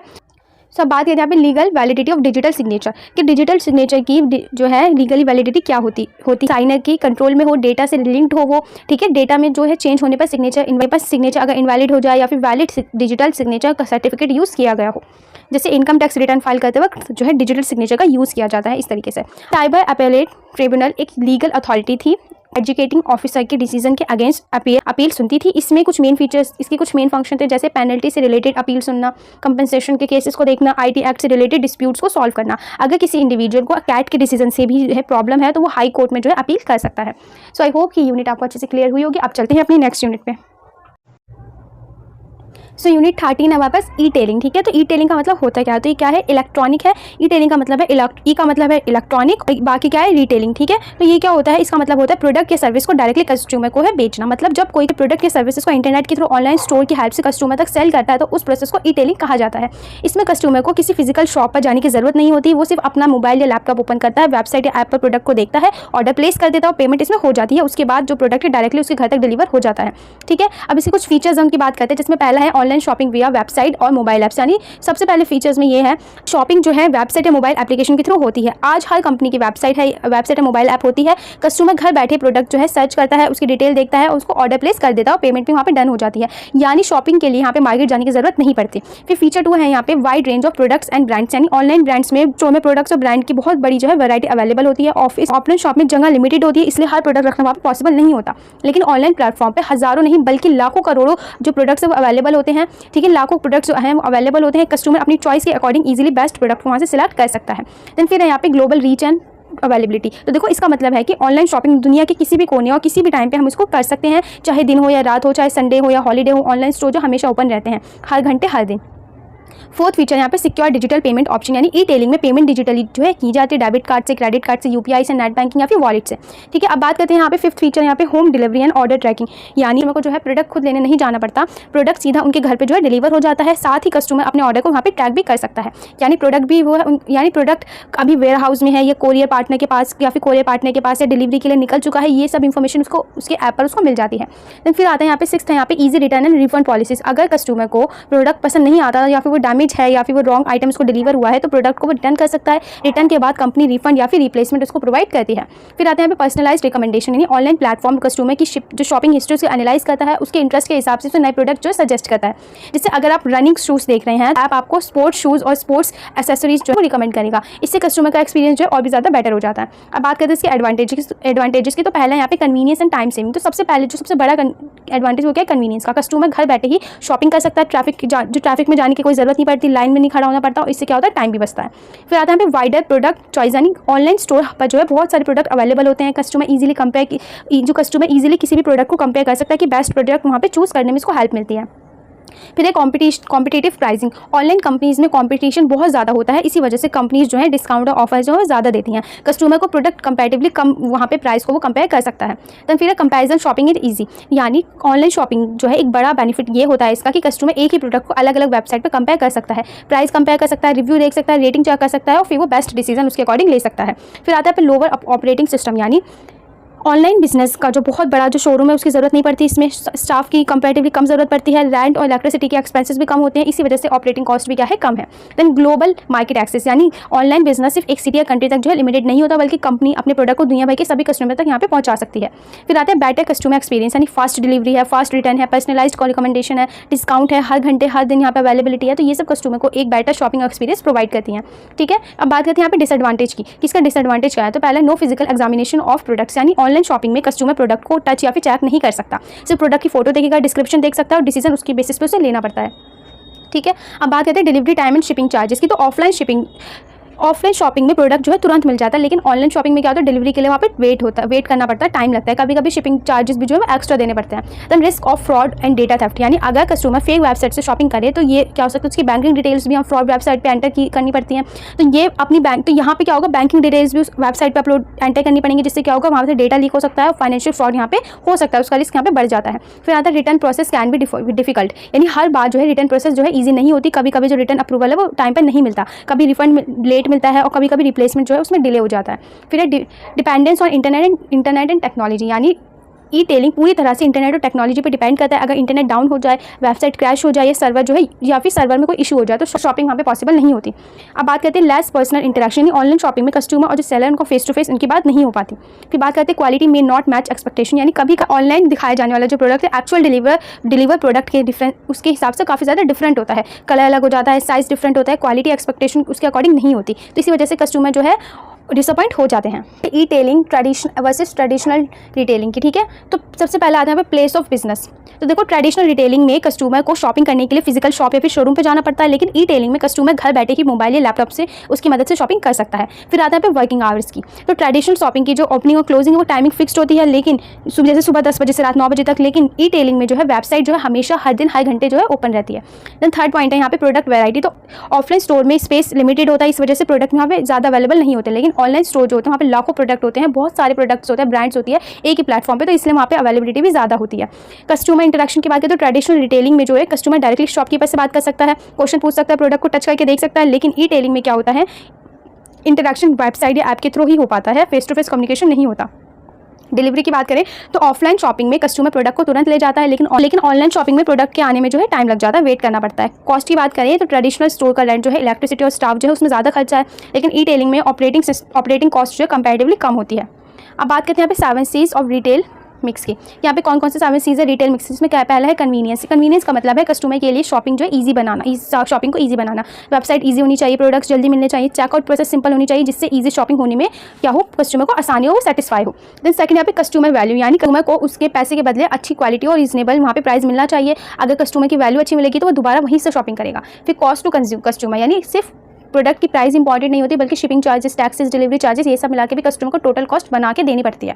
फिर आते हैं कम्युनिकेशन, यानी कंपनी और कस्टमर के बीच क्लियर कम्युनिकेशन होनी चाहिए, order confirmation, delivery updates, offers, customer support, ये सब कम्युनिकेशन का क्या है, पार्ट है। फिर बात करते हैं कंप्यूटिंग कैटेगरी के मैनेजमेंट की। देखो, वेबसाइट फास्ट होनी चाहिए, सर्च ऑप्शन अच्छा होना चाहिए, उसके अंदर प्रोडक्ट प्रॉपर कैटेगरी में अरेंज होने चाहिए। ठीक है, ये फैशन के अलग, फूड कैटेगरी अलग हो गए, ठीक है, एसेसरीज अलग हो गई, इस तरीके से, एंड प्रोडक्ट्स प्रॉपर, एंड ताकि कस्टमर जो इजीली रिक्वायर प्रोडक्ट को ढूंढ सके। फिर कस्टमर फ्रेंचाइज, यानी लॉयल्टी डेवलप करनी पड़ती है। यहाँ पे कंपनी को ऐसी सर्विस देनी चाहिए कि जिससे कस्टमर बार बार उसी प्लेटफॉर्म पे आके शॉपिंग करे, रिवॉर्ड पॉइंट्स देने चाहिए, मेंबरशिप देनी चाहिए, स्पेशल डिस्काउंट देने चाहिए, तो इस सबसे क्या होता है, लॉयल्टी वो बढ़ती है। देन कस्टमर केयर, यानी कस्टमर की प्रॉब्लम को जो है जल्दी सॉल्व करना बहुत ज़्यादा जरूरी है, easy return, refund, complaint support and fast response देना बहुत ज़्यादा जरूरी है। फिर बात करते हैं यहाँ पे ड्रॉप शिपिंग की। ड्रॉप शिपिंग क्या होता है, तो देखो ड्रॉप शिपिंग क्या होता है, एक ऐसा बिजनेस मॉडल है जिसमें सेलर के पास खुद का स्टॉक या फिर इन्वेंट्री नहीं होती। जब कस्टमर ऑर्डर प्लेस करता है तब सेलर वो ऑर्डर जो है सप्लायर को फॉरवर्ड कर देता है, सप्लायर ही प्रोडक्ट को डायरेक्टली कस्टमर के घर डिलीवर करता है, यानी सेलर सिर्फ ऑर्डर मैनेज करता है, प्रोडक्ट उसके पास कभी भी नहीं आता। जैसे मान लीजिए आपने एक ऑनलाइन स्टोर बनाया, कस्टमर ने आपसे हेडफोन्स ऑर्डर किए, आप खुद प्रोडक्ट जो नहीं बेच सकते, आप सप्लायर को ऑर्डर फॉरवर्ड करते हैं, सप्लायर सीधा कस्टमर के पास जो है उस कस्टमर के एड्रेस पर उस प्रोडक्ट को डिलीवर कर देता है। इस प्रोसेस को ड्रॉप शिपिंग कहा जाता है। इसके एडवांटेजेस की बात करें तो सबसे पहला एडवांटेज है कि इन्वेस्टमेंट बहुत कम लगती है, इसमें मेंटेन नहीं करनी पड़ती, इसमें वेयर हाउस की भी जरूरत ही पड़ेगी आपको, बिजनेस कहीं भी बैठ के आप ऑपरेट कर सकते हैं, और इस कंपैरेटिवली इसमें कम होता है।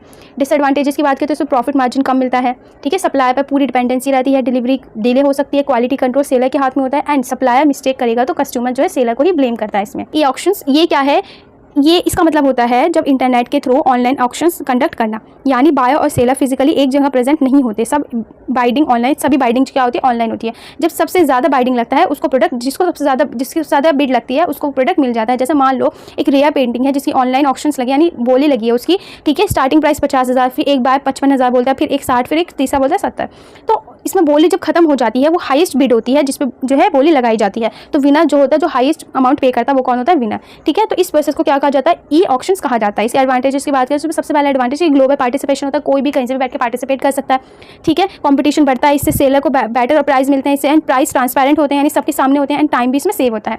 इसके डिसएडवांटेजेस की बात करें तो इसमें इंटरनेट कनेक्शन पर डिपेंडेंसी होती है, सारी फेक बाइंडिंग भी कभी यहाँ पे, फेक बिडिंग का भी यहाँ पे रिस्क हो सकता है, टेक्निकल प्रॉब्लम्स आ सकती हैं, और कभी कभी ऑनलाइन फ्रॉड भी यहाँ पे कभी कभी ज़्यादा डेंजर रहता है, ठीक है। ट्रस्टेड ऑक्शन प्लेटफॉर्म जो है उनका यूज़ करना चाहिए। सो अब बात करते हैं अपने नेक्स्ट यूनिट की। सो यूनिट 14 है ई सर्विस। सबसे पहले हम समझेंगे ई लर्निंग के बारे में। तो देखो, ई लर्निंग का मतलब है इंटरनेट और इलेक्ट्रॉनिक टेक्नोलॉजी की मदद से ऑनलाइन एजुकेशन को प्रोवाइड करना।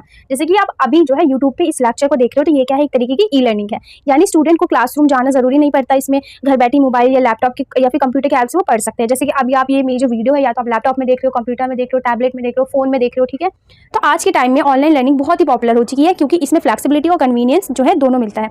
इसके की फीचर्स की बात कर लेते हैं जल्दी से, इसके क्या की फीचर्स इसे, तो इसके की फीचर्स की बात करते हैं।